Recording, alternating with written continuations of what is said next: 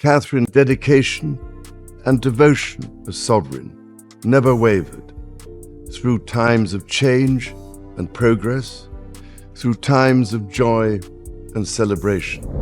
Oh my God, you won't believe what just happened inside Buckingham Palace. The gates outside look normal. Quiet, royal, majestic, but behind those grand doors, heartbreak. Serious, life-changing heartbreak. King Charles and Prince William stood together, and you could just see the pain in their eyes. And then, King Charles, in a voice that honestly almost cracked, said the words no one wanted to hear. "We must tell you about Catherine." William?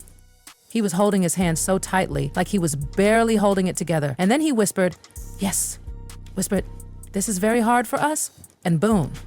Just like that, every single heart across the world broke. We were all holding our breath. Something was clearly wrong. Very wrong. Inside the palace, things were very different. The Trooping the Color had just wrapped up. Crowds were still outside, buzzing with excitement. But inside, the mood was tender, calm, almost sacred. King Charles stepped forward. This wasn't just another royal announcement. Everyone could feel it. This was going to be personal. The room froze. You could hear a pin drop. He looked around, and then he started talking about her, Catherine, the Princess of Wales, but he didn't talk about her like a royal. No titles, no formalities. He spoke like a father, talking about his daughter-in-law. With love, with pride, with pain, he said Catherine had become the heart of their family, that her kindness, her smile, her quiet strength had been holding them together all these years. He talked about how she handled everything, the press, the pressure, with the calmest grace.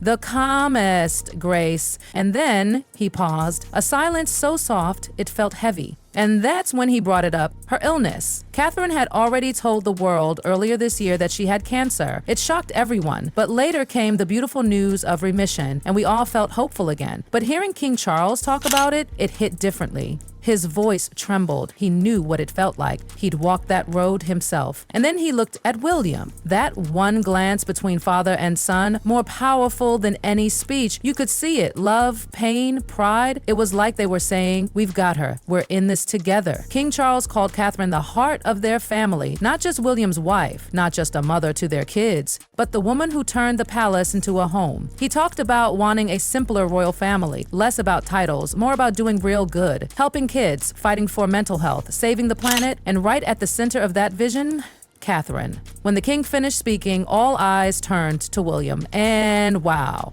the look on his face, love. Total raw love. He stood up, spoke softly, his voice filled with emotion. He said Catherine never wanted the spotlight. She just wanted to help people, be there, love, be a mom, be real. He called her his best friend, his biggest support, the one who gave him courage on days when everything felt too heavy. And then he promised, yes, promised, to stand beside her forever, not just as a husband, but as her rock, her #1 cheerleader. He looked right at his father and thanked him for trusting Catherine. Correct. Music in case you got lost. Catherine, it was a family moment, right there in front of the world. And you could feel it. They weren't pretending. This was love, real love. As William kept speaking, something shifted. He stopped being the future king. He became a son, a husband, a dad.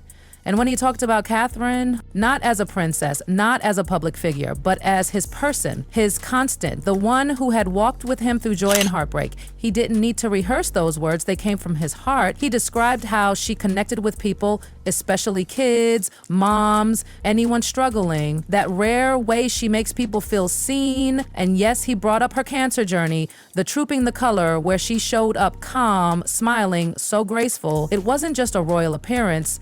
It was bravery, pure bravery. William saw it all, the strength it took to hold their kids, to miss out on royal events, to take care of herself. That wasn't absence, that was courage. William didn't just admire Catherine, he was in awe. He spoke about how even in her quietest moments, she was building something powerful.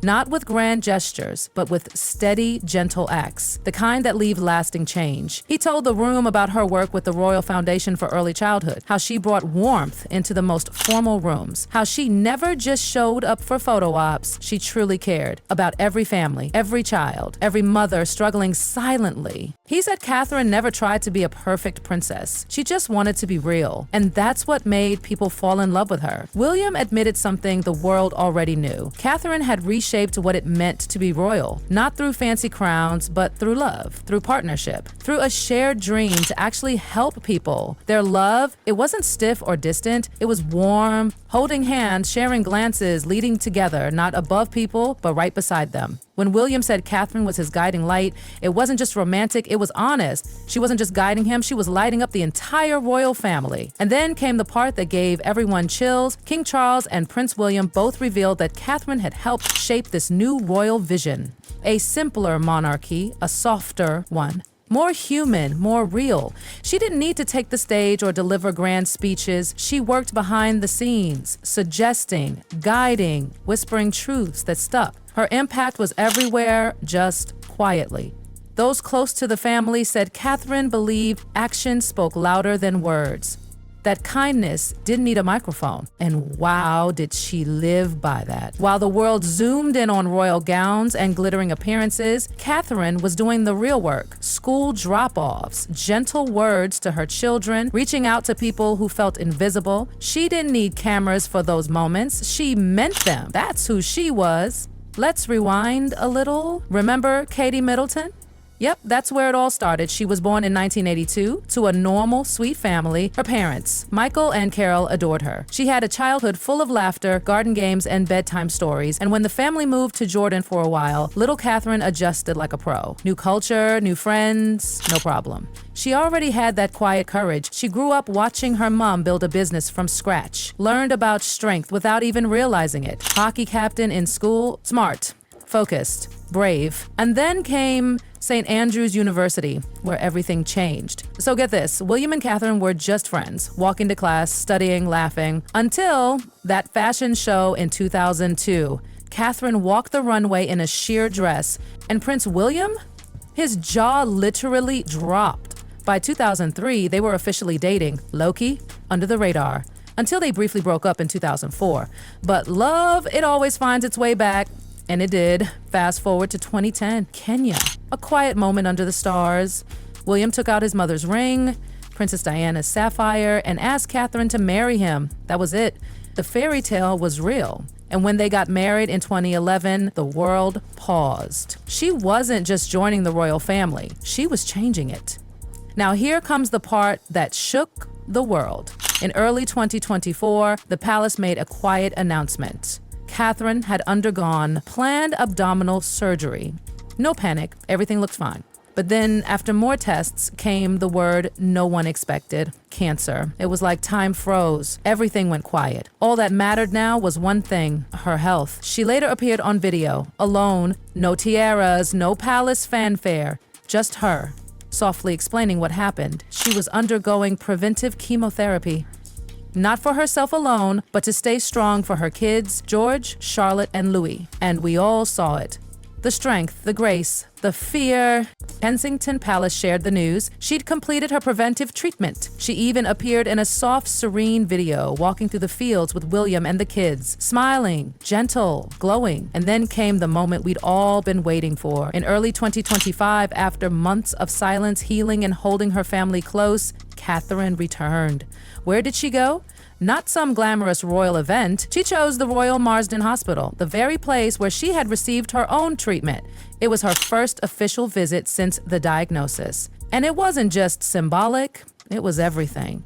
She walked in with grace, not with a stiff upper lip, but with a warm smile. Her steps were slower, her eyes carried emotion, but she stood tall. The patients, the doctors, the world, everyone saw the same thing: a woman who had faced the darkest storm and walked back into the light, not as a royal, but as a fighter. And when people cheered for her at Trooping the Color that summer, they weren't clapping for a crown, they were clapping for her spirit, for her courage, for choosing to come back when she didn't have to. That same year, King Charles stood once again at a royal gathering, but this one felt different. He wasn't just talking about traditions or duties. He was talking about a new beginning, a monarchy that felt human, that served, listened, and showed up for people, not just at grand events, but in real ways. And right at the heart of it, Catherine. He spoke so gently about her, with pride, with love. You could tell this wasn't just a king talking about his daughter-in-law. This was a father talking about someone who held his family together when things got hard. He said Catherine was the heartbeat of their royal circle, that her quiet strength reminded him of the wisdom of Queen Elizabeth, but with a softer, modern touch. And the way he looked at her, you knew he believed she was the future. As the final moments of that emotional day unfolded, Catherine stood beside William and King Charles, smiling,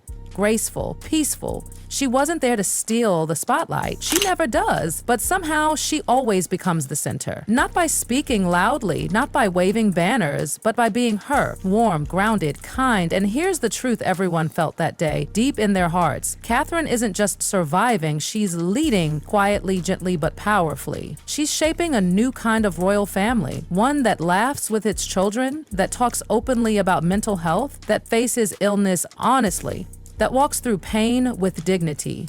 Catherine's legacy isn't written in speeches or royal decrees. It's written in small moments. A comforting smile to a struggling mother, a warm hand on a frightened child's shoulder, a whisper of hope in a room full of silence. She's raising not just a family, but a future. George, Charlotte, Louis, they're learning from the best. And maybe, just maybe, with Catherine leading from the heart, the royal family's next chapter won't just be royal, it will be real.